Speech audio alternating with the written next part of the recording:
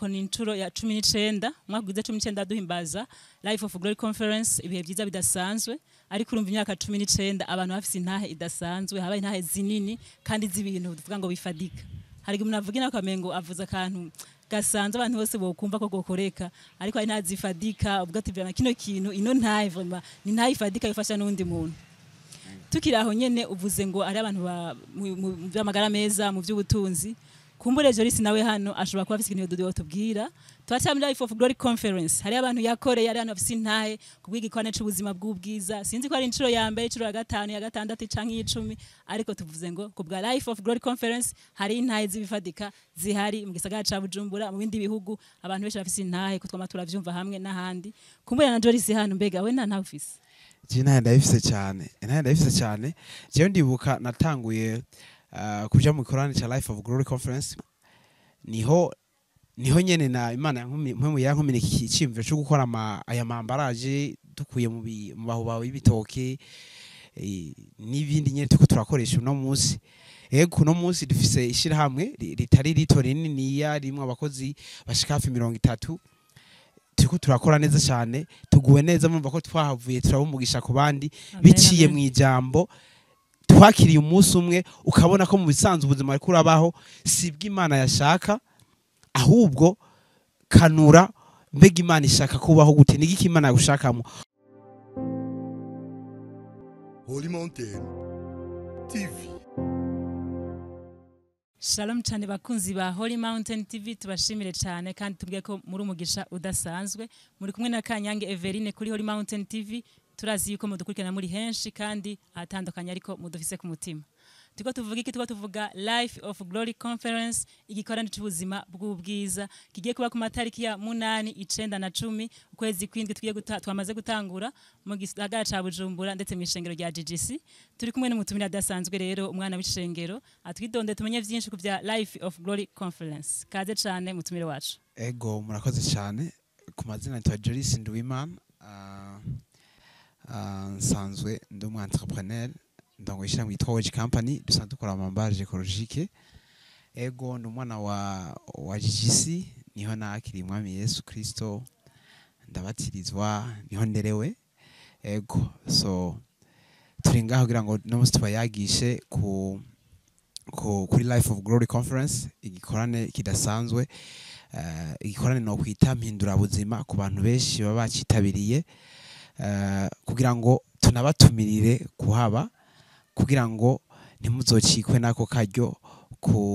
gukora kw'Imana mu iki gihe ego cyane arakoze cyane mwavyumvise ko yitwa Joris ni umwana w'ishengero rya GGC ariko avuga ati nanje ryarankoreye kumva ko ari umurongozi wa WG company byo tubanze tureka ko tuvuge Life of Glory Conference igikwane c'ubuzima bw'ubwiza mu minsi mike cyane tugiye gutangura kandi kizohindura ubuzima bwa benshi nkuko vyama bigenda benshi bafise intahe n'abanye narimwo twese dufise intahe ko twagiye turonka ubuzima budasanzwe twe twakira mu ivyo bihe bidasanzwe uno munsi urava ku mwana wa w'ishengero ya GGC kandi uvuga uti ndafise intahe ku bwa Life of Glory Conference turumva yuko intahe imaze gutangura iwawe urafise vyinshi ubwira abadukurikirana tukiri hafi mbega ico kandi abantu bocitega gute kizoba ku matariki ayatgira ngo tumenye amatariki tumenye n'ikibanza kugira ngo ibindi tubivugane mu nyuma kazi ego hama igikorane kiriho gitegurwa n'ishengero rya GGC God's Glory Church cyitwa Life of Glory Conference cyangwa igikorane cy'ubuzima bw'ubwiza kizoba ku matariki ya 8 9 na 10 y'uku kwezi nyine twamaze kwinjira mu kwezi kwindwi 2025 kikazobera mu gisagara ca Bujumbura mu Kigobe aho benshi bita kuri kote cyangwa impande ya station Top 1 kikazobora gitangura amasaha ya saa 11 z'umugoroba hama kandi ikintu abandi babwira nuko ku bantu bari makati ari kure amabisi azoba disponible kugira ngo ashobore kuba deplacer abashikane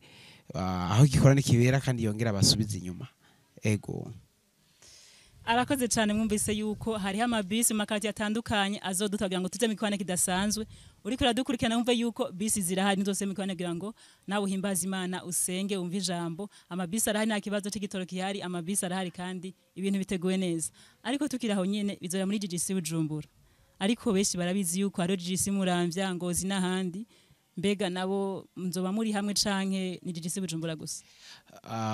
Mu bisanzwe igikorane ni cya GGC International, bisigura ko mugabo kizoba kiko kibera muri GGC Bujumbura.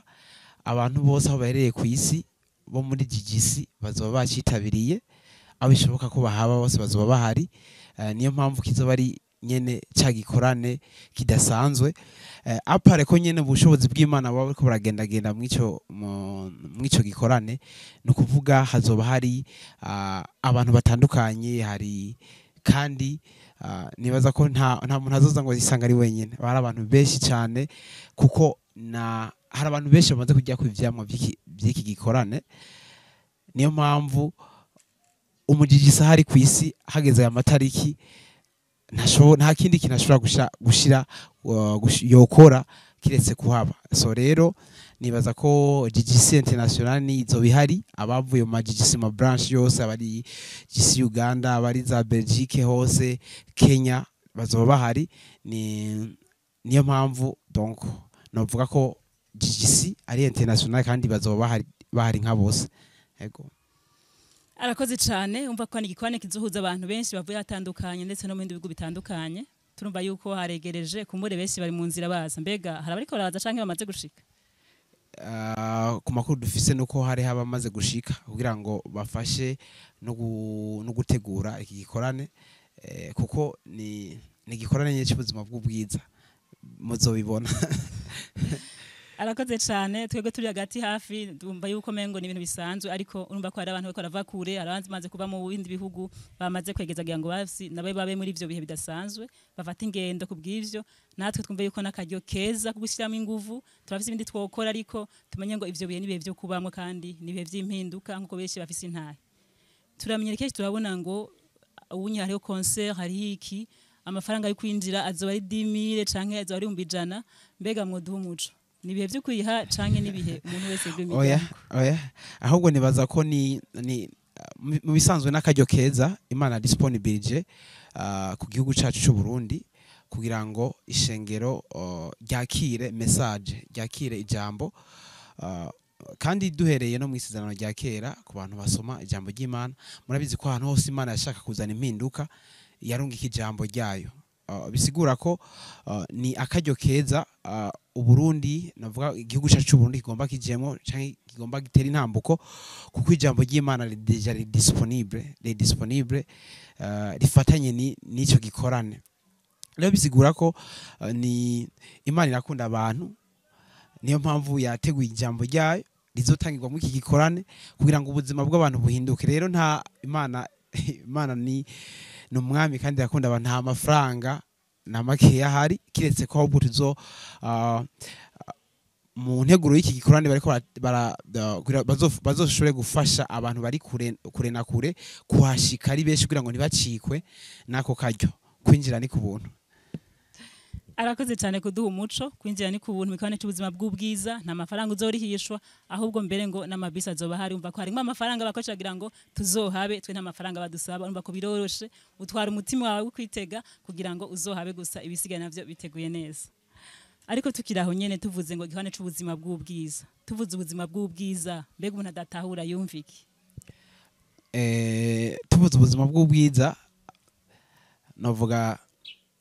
mu bisanzwe hariho igicapo original cyangwa novuga umugambi Imana yari ifise imbere yuko umuntu aza mu isi. Rero uwo mugambi bivanye naho usanga umuntu yavukiye canke donc uko umuntu yagiye abraho, bivanye no gutahura ivyimvira agendana byose, hari gusanga adashobora kubigenderamo, atari kubera ko Imana itabiteguye, ariko kubera ko mu bisanzwe ahantu abaye canke environnement ugutahura afise ntigushobora kumusunikira kubaho ubwo buzima. Ariko rero ubwo buzima bw'ubwiza ni ijambo ry'Imana, ni ijambo ry'Imana ryigaragaza mu muntu. Mu bisanzwe Imana aba ari kakaryo itanze, kuko ikintu nabonye cyo Imana ya disponibiliza ubuntu bufatanye n'igikorane, nico gikorane. Hama rero hariho iyo waje mu ico gikorane cyangwa iyo waje ufise kwitega hari ikintu ukeneye ku Mana, so haba ariho ubushobozi bugutambukisha burengeye ajya amasengesho wahora ugira. Hariho ubushobozi bugusunika kubaho bwa buzima cya kintu wahora uri kurasengera, cya kintu wahora wipfuza. Hari ubuntu bw'Imana buba buri disponible mu ico gikorane bushobora gutuma ugitambukiramo rimwe na rimwe, kandi wari umaze nk'imyaka uri kuragisengera. Ivyo twese twarabibonye, ugasanga nk'umuntu yarafise ingwara yari amaze igihe ari karasengera, ukabona denku irakize mu ico gikorane. Wari umaze imyaka uriko urasengera akazi cyangwa umufasha wawe, ukabona denku mu ico gikorane. Inyuma yaho ubuzima butanguye gutemba. Abantu benshi twagiye tubona baronka ama promotion mu buzi, abantu benshi batangura kuronka amafaranga mu bintu biboneka inyuma y'ico gikorane, kuko hari ikintu mu bisanzwe hari ubuntu Imana disponible biza kugira ngo abantu bagendere muri bwa bwiza Imana yabashakamo igihe imbere y'uko ibazana mu isi. Ego arakoze cyane kuduha umuco, avuze ati hariho ubuntu bafatanye n'ikintu kanaka. Rero Life of Glory ko irahari hari ubuntu bifatanye nayo, ugize akajya kubimenya kukumva aya makuru ntufate kugira ngo nawe uzohabe, kumbure hariho nawe impinduka uzohura na kubera ko uzawahabaye. Hari ijambo uzakira akagukorera nawe ukagira intahe uzodushikiriza. Kumbure umwaka uza tuzogera natwe dutumira abantu, kubera ko mengo nikorane bihama biraba ku mwaka niko bimeze. Ego nibikorane cyama cisubiriza kiba kwayo matariki nyene buri mwaka. Arakoze cyane umva ko vyama bira ku mwaka itariki 8, itariki 9, itariki 10 ntituraba imisi ibereye ko, ariko turabe matariki gusa bivate banye n'impamvu biba biteguwe. Kumbure mbega uno musi umwaka n'incuro ya kangahe? Uyu mwaka ni jigisizo birekirana himbaza anniversaire canke donc y'imyaka 19 imaze iri kirakora. Nibaza ko nibango novuga Imana yatanguje mu iki gihugu, kandi imaze gukora ku bantu ku buzima bw'abantu benshi. Intahe ni nyinshi, haba ku vy'amagara meza, haba ku vyitunga, haba ku vyo kuroranirwa. Mu bisanzwe nibango tuba dufise n'umunsi mukuru udasanzwe ku matariki ya 10 yo kwigina iyo myaka 19 iryo bango rimaze ribayeho aha mu gihugu cyacu Burundi kano kwisi. Urakoze cyane ubako ni incuro ya 19 mwagwize 19 duhimbaza Life of Glory Conference, ibihe byiza bidasanzwe. Ariko urumva imyaka 19 abantu bafise intahe idasanzwe, habaye intahe zinini kandi z'ibintu tuvuga ngo bifadika. Hari umuntu avuga na kamengo avuza akantu gasanzwe abantu bose bokumva ko gokoreka, ariko ari ntazifadika ubwo tivana kino kintu ino ntahe vraiment ni ntahe ifadika ifasha n'undi muntu. Tukiraho nyene uvuze ngo ari abantu mu by'amagara meza, mu by'ubutunzi. Kumbure Joris nawe hano ashobora kuba afise ikintu dodo tubwira. Twacamira Life of Glory Conference, hari abantu yakoreye, ari abantu bafise intahe kubwiga ikwane c'ubuzima bw'ubwiza. Sinzi ko ari incuro ya mbere, incuro ya 5, ya 6 canke 10, ariko tuvuze ngo kubwa Life of Glory Conference hari intahe zibifadika zihari mu gisagara ca Bujumbura, mu bindi bihugu abantu benshi bafise intahe ko twama turavyumva hamwe n'ahandi. Kumbure na Joris hano mbega we nta ufise? Jina ndayifise cyane. Jewe ndibuka natanguye kuja mu korani cha Life of Glory Conference mu 2018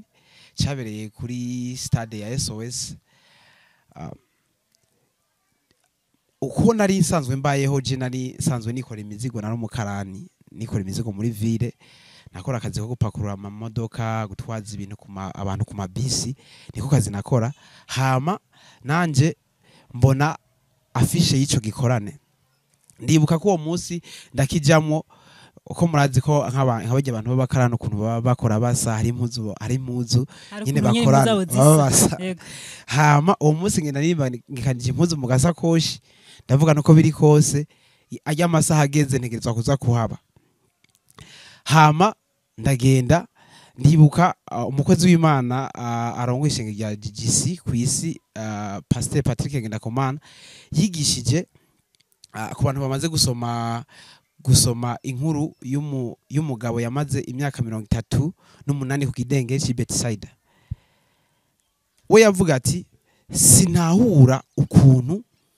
umuntu ashobora kumara imyaka 38 ari ahantu umumarayika aza gukiza abantu, ntashobore kumenya mbega ni ryari umumarayika azira,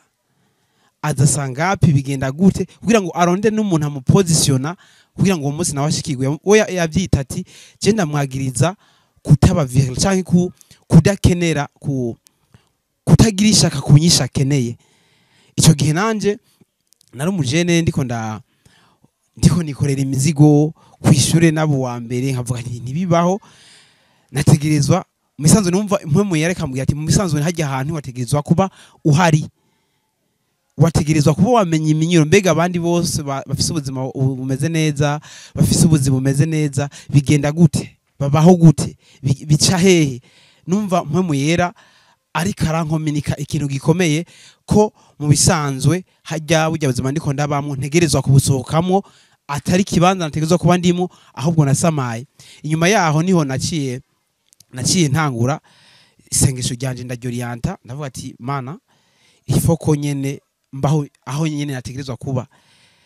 mu nyuma niho nyene na Imana mpemu yankomineka ikicimviro cyo gukora aya mambaraje dukuye mu baho bawe ibitoke n'ibindi nyene tuko turakoresha uno munsi. Ego no munsi dufise ishirahamwe ritari rito rinini rimwe abakozi bashika hafi 30 turiko turakora neza cyane tuguwe neza mumva ko twahavuye turabumugisha ku bandi biciye mu ijambo twakiriye umunsi umwe ukabona ko mu bisanzwe ubuzima ariko urabaho sibwo Imana yashaka ahubwo kanura mbega Imana ishaka kubaho gute nigiki Imana yagushakamo kuko ari usanga wiyumvira peut-être ibindi ko ndabaho n'ubugombe bw'Imana peut-être ibindi ko ndakora ni Imana ibishaka mugasanga mu byukuri umugambi w'Imana kuri pra Imana yari ifise y'ivyo utegezwa kuba munsi vy'urimo. Rero ni ico gikorane nabonye ubuntu vraiment buba disponible bugushira abantu mu destiny yabo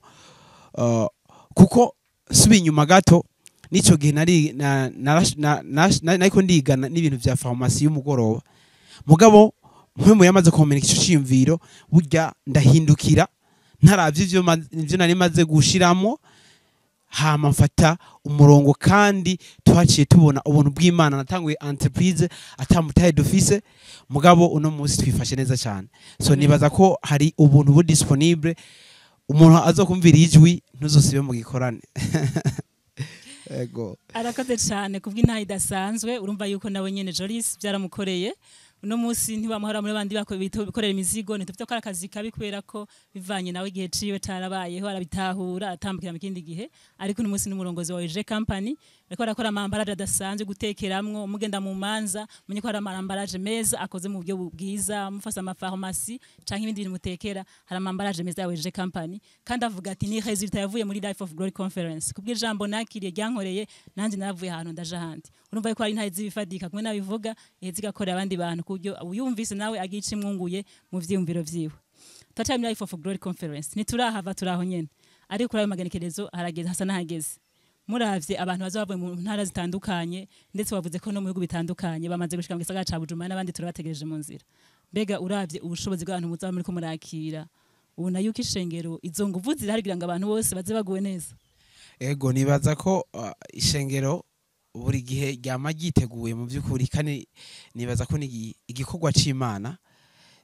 Imana iragishigikira kabisa Imana iragishigikira no ku bantu bazoba bava kure twashaka tunabamenyeshe ko uburaro buri disponible ku bantu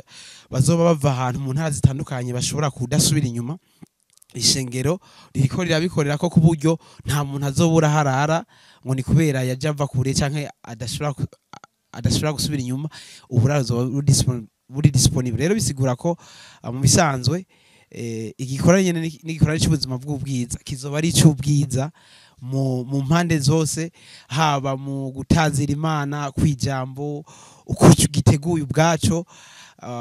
ubushobozi zo bari kuratemberamwo mw'ico gikorane vraiment nta muntu azohaba ngo ubuzima bwiwe bugumuko bwari buri. Ego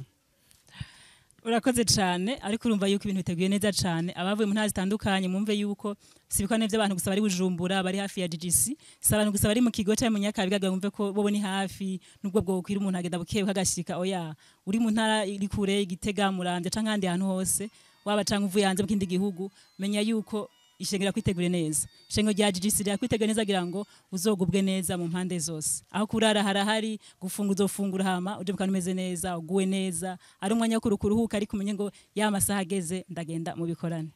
ariko turavye izo nguvu kumbure namwe nimone ko bariko birarusha abantu kanaka kugira ngo nimba washize nk'amafaranga yawe mbega umengo ya mafaranga yakora ibindi bintu namwe ntibiba ariko birabavuna ku buryo mwamuvanye nemwo gezaho nyene mu bisanzwe turatahura ko turatahura impamvu turi mu inosi no kugira ngo dushobore kumenyekanisha ubwiza bwa Kristo. Amen. Abisigura iki nimba hari ikintu twakiriye nimba hari ijambo ry'umuco twamenye nimba hari ikintu twabonye Imana ikora biciye mu ico gikorane si byiza ko tucigunganya ifoko nabandi bashikirwa ifoko nabandi baronka iyo occasion yo kumenya ko burya mu bisanzwe ubuzima bw'ubwiza burashoboka biciye mu ijambo ry'Imana rero niyo mpamvu turagerageza ibishoboka byose tugakontribute kugira ngo buri muntu ubutumwa bwiza bushikire buri muntu wese ego niyo mpamvu rero ahubwo abari umugisha udasanzwe gukontribuwa mu ico gikorane kuko mu bisanzwe nikijyana kubwiye hari ubuntu buba buriko buratemba mu madomene atandukanye y'ubuzima bw'abantu kandi noneho murabizi ko Yesu yavuze ati musanzwe udasukiranye nawe arasanzaza c'est très important ko ivyo umaze gushikako navyo bigira ikimaze mu bwami bw'Imana niyo mpamvu rero twebwe ko kubona ubutumwa bwiza bushika kure abantu benshi bakira Kristo abantu benshi bakira ingwara abantu benshi bakira umwidegemvyo abantu benshi bakira bahura n'amadestine yabo uwo ni umunezero wacu nk'ishengero uno munsi aha kwisi no mu gihugu cyacu cy'u Burundi ego akantu karakomeye cyane umva ko gafatanye no gutahura kuvuga ngo ushize nk'uburyo bwanje shize nk'amafaranga yanje shize nk'umwanya wanje mpevye akazi kanje nkaja mu kubikora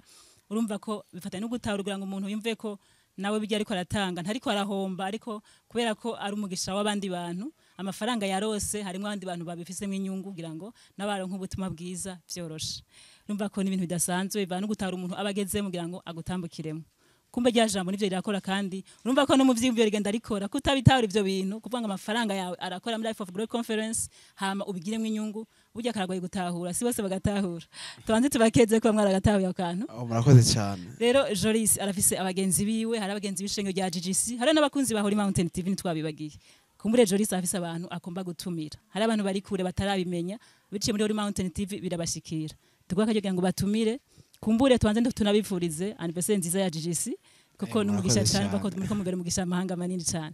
akanya nego kugira ngo utumire abari hafi na kure bazoe mu hejuru ego murakoze cyane ndabizi ko benshi baradukurikirana bivanye n'ivyo dukora mugabo no munsi sishaka ndabatumire kugura amambarage ndabizi ko dukorana neza abakiriya bacu iki mugabo no munsi nashaka ndabatumirire mu kintu catumye dushika ahantu no munsi tuko turabaha bijya tubaha ndazi ko hari abantrepreneur benshi babagenzi banje muri ko murambona nashaka ndabatumirire mu iki gikorane kidasanzwe ni gikorane jewe nita mpindura buzima kuko nico nyine kitugira abo turi nico gituma vraiment umuntu ubona ati bya bindi ndiko ndakora misanzwe hano hindura ukunokora kandi haba hari ubuntu buri disponible haba hariho ni nka muvuma haba hariho ubushobozi bwo gukura umuntu ahantu hamwe wiravye gusa inyuma yaho ukavuga uti vraiment ni ukuboko kw'Imana yaba ivyo nize yaba ivyo nshoboye yaba ivyo ntahura ntabwo vyari kunshikana ngaha rero nashaka ndabatumirire kubana natwe ndanabibutsa ko kwizobera mu gisagara ca Bujumbura ku matariki ya 8, 9 na 10 aho bita kuri Kotebu canke impande ya station Top 1 mu Kigobe nukuri muzogubwa neza haba gutazira Imana dufise GGC vraiment ifise korale imeze neza GG Sound haba mu vy'amajwi barabishoboye mu vy'ubuhinga barabishoboye anointing amavuta arahari so nibaza ko nta muntu azokwinjira mu ico gikorane ngo atahe ngo asubire inyuma uko yarari canke hari ikintu yari yiteze ku mwami ku mana ngo asubire inyuma ngo kandi asubire kujya kugisengera munyizere ndabizi ko muzompa intahe so rero ndabatumiriye arico ufise kubaza canke ushaka kuronka information mbe ni gute noronka bisi ndatanga nimero yanje mu ndondere kugira ngo turabe ukuntu tuzobafasha mworoherwe kuhashika ego avuze ngo aratanga nimero yo tukiraho nyene ntava vyibagira naduye nimero yo gira ngo uzomukenera Joris abanye ko bigoye kuhashika azombira ati bisi ziringana na vyorohe ego nimero yanje ni 69 amajana 481 amajana 571 ndasubiramo 69 amajana 481 amajana 571 iri kuri WhatsApp no kuri apel isanzwe turayitaba office ikibazo vraiment cyari cyose gifatanye no gushika mu gikorane cy'ubuzima bw'ubwiza kizoba ku matariki ya 8 9 na 10 Bujumbura mu nyakure mu nyandikire tuhari kugira ngo tubafashe mwakire inyishu zanyu maze igihe muri ko murasengera